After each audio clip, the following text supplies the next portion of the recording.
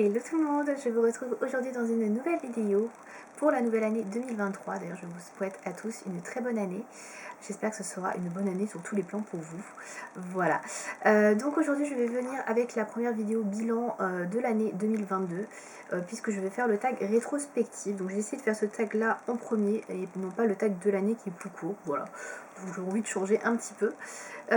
Alors, bien évidemment, vous doutez bien que j'ai pas toutes les réponses, on va dire, à toutes les questions, puisque c'est vrai que je fais beaucoup moins de maquillage, de beauté, etc. depuis quelques temps.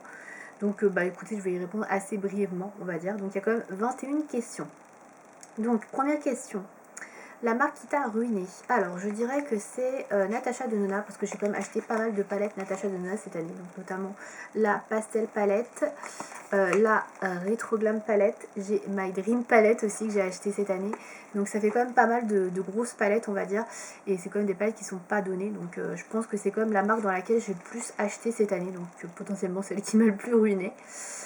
Question numéro 2, la marque qui t'a déçu. J'aurais tendance à dire Too Faced parce que je n'ai rien acheté chez Too Faced, je crois, cette année. Enfin, dans les nouveautés, on va dire. Dans les nouveautés Too Faced, je n'ai rien acheté cette année. J'ai pas été vraiment séduite par les collections qu'ils ont sorties, l'énième palette, cannelle, pumpkin spice, etc. Bon, je crois qu'on l'a vu, revu sans arrêt. En plus, ils ont ressorti des chocolate bars. Enfin, je trouve que c'est un petit peu too much. Donc je vous avoue que ouais, je suis un petit peu déçue par la qualité des sorties de chez Too Faced qui je trouve tourne un petit peu en rond et c'est toujours à peu près pareil. Donc voilà, ce serait cette marque là. Question 3. Un produit que tu regrettes d'avoir acheté et que tu as refourgué. Alors, je ne l'ai pas acheté cette année et refourgué cette année, mais bon, comme je ne voyais pas autre chose, je vais vous en parler parce que je ne l'avais pas dit l'année dernière, je crois. Donc, c'était une palette que j'avais achetée de la marque Iconic London, je crois, que je trouvais magnifique et tout. J'avais vu sur le site de Fil Unique, je la trouvais super belle. Et quand je l'ai reçue, grosse déception, je trouvais que les fards n'étaient pas aussi pigmentés que ce que je pensais. Donc je ne l'ai pas gardée parce que même si je trouvais qu'elle était magnifique, les fards je les trouvais vraiment pas bien pigmentés du tout. Et du coup j'ai préféré le donner à une copine qui se maquille que occasionnellement et qui aime bien les maquillages très légers. Donc pour elle ça lui va super bien et c'est vraiment le type de produit qui lui correspond. Moi qui ai l'habitude de mettre des maquillages qui se voient pas mal et avoir des choses pigmentées, ça me correspondait pas du tout. Voilà. Question numéro 4, un produit qui t'a donné faim. J'ai pas le souvenir d'avoir acheté des produits particulièrement parfumés ou avec des odeurs de nourriture qui m'aient donné envie, donc pour le coup je vais passer sur cette question. Question 5, un produit que YouTube t'a fait acheter et qui en fait n'est pas si génial que ça. J'ai pas spécialement de produits en tête, là comme ça maintenant. Je réfléchis rapidement. Peut-être le fond de teint Good Apple de KVD. Je l'aime bien hein, ce fond de teint pour le coup, mais c'est vrai qu'il fait quand même pas mal de paquets. Je l'ai terminé, hein, donc je vais pas vous le montrer. Voilà, c'est vrai qu'il fait quand même pas mal de matière et c'est vrai qu'il a quand même tendance à faire beaucoup de matière sur le visage et ça fait pas très naturel. Donc peut-être que celui-ci, même si effectivement toutes les revues n'étaient pas hyper positives sur ce produit, donc bon, on peut pas vraiment dire que voilà, c'était non plus le produit hyper publicité, mais bon, je dirais peut-être ça, voilà. Question 6, un objet ou un produit qui ne te sert à rien. Alors là, comme ça, je vois pas tellement, à part tout ce qui est bronzer et illumineur. Alors, les illumineurs, j'en mets de temps en temps, mais les bronzers, j'en mets plus du tout. Donc, peut-être les bronzers que j'ai pu avoir dans les calendriers de l'Avent, notamment, ou des bronzers que j'ai.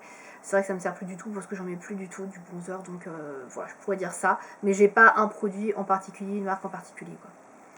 Question 7. Une astuce découverte dans l'année. Alors, c'est pas vraiment une astuce, mais maintenant je sais, ça y est, mettre du liner comme ça.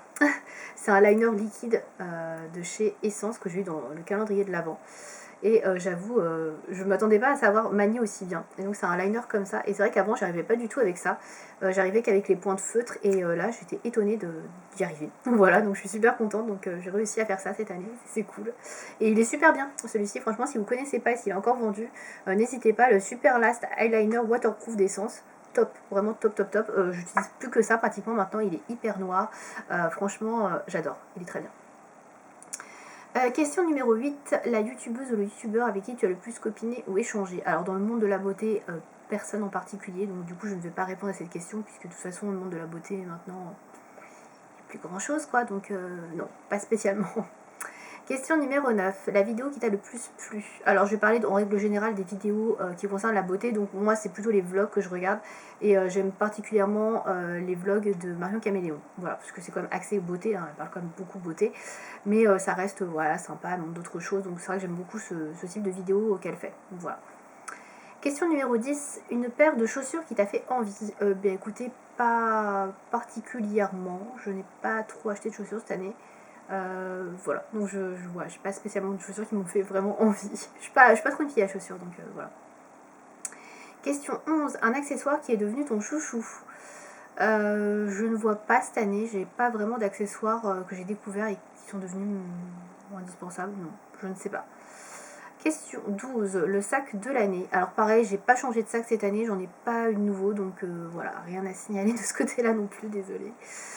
Question 13. Le produit que tu voulais absolument et que tu n'as toujours pas. Je réfléchis, mais je crois que j'ai tout ce que je veux, hein, rien de spécial. En général, ce qui m'intéresse surtout, c'est les palettes, et les palettes, je les achète, donc non, il n'y a pas de particulièrement de produits que je n'ai pas qui m'intéresseraient.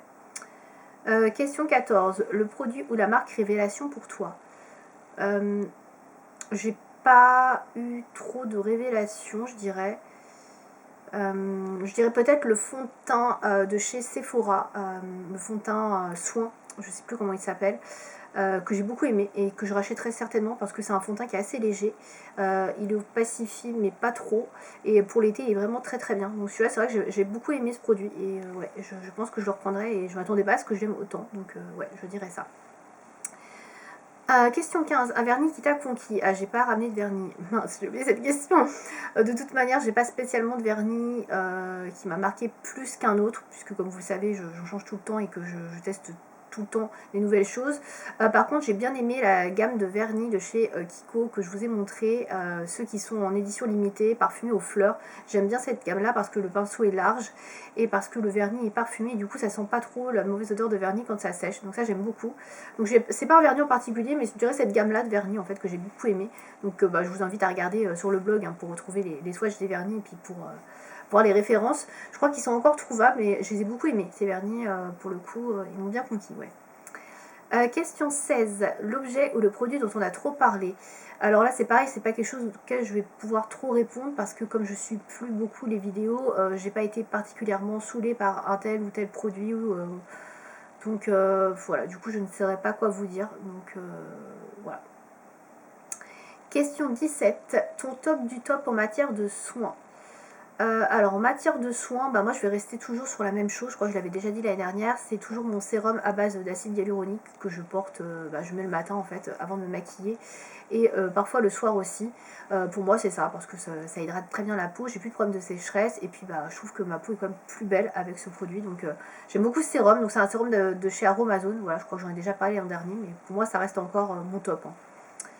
Question 18. Ton top du top en matière de maquillage. Alors j'ai choisi de vous montrer une palette du coup que j'ai beaucoup aimée cette année, et je suis extrêmement contente que Anastasia Beverly Hills refasse des palettes de cette taille là. Voilà, donc c'est celle-ci que j'ai beaucoup aimée, cette palette, la palette nouveau de chez Anastasia.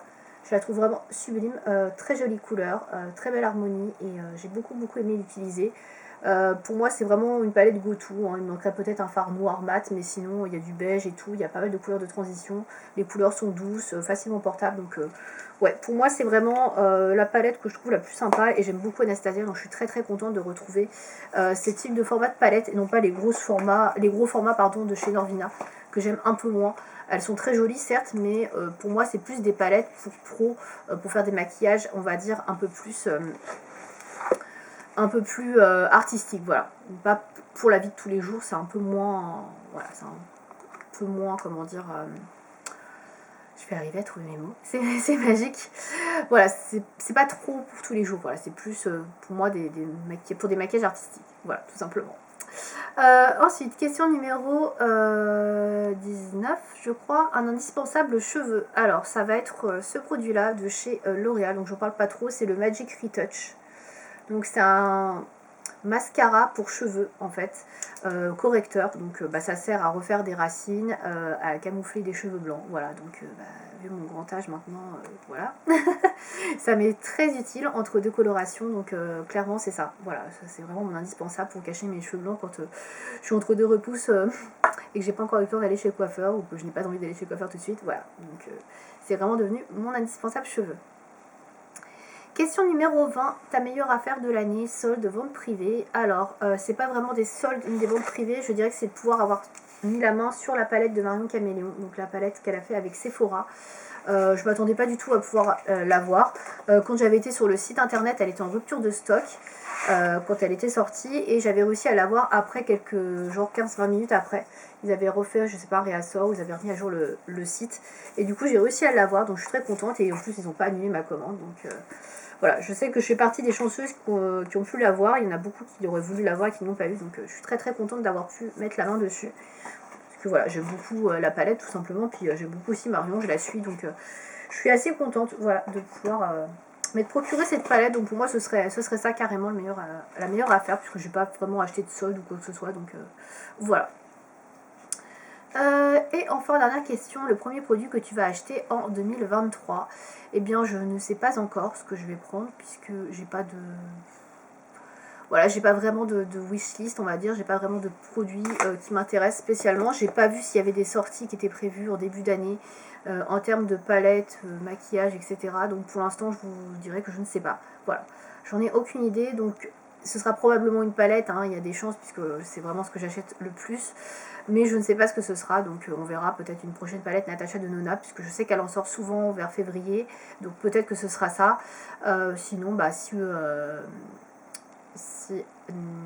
Anastasia, je vais y arriver, Anastasia Beverly sur une nouvelle palette, peut-être que je la prendrai. En général, les palettes Anastasia et les palettes Natasha, je les prends quasiment toutes parce que j'adore leur qualité de fard, donc c'est possible que voilà, ce soit l'un des deux qui me fasse craquer en premier en 2023. Voilà, donc on verra bien. Du coup, la vidéo va se terminer maintenant. Donc c'était assez rapide puisque vous avez vu cette année, j'ai pas énormément consommé de vidéos beauté et acheté d'ailleurs de vidéos beauté. Je ne sais même pas si j'aurai encore ma carte Gold Sephora, c'est pour vous dire tellement j'ai pas énormément acheté. Dans tous les cas, j'espère quand même que cette vidéo vous aura plu. Je vous mettrai bien sûr les questions en barre d'infos comme d'habitude si vous avez envie de reprendre ces questions, les faire en commentaire ou sur votre chaîne, peu importe. N'hésitez pas. Et puis moi je vous dis à bientôt dans une prochaine vidéo. Salut!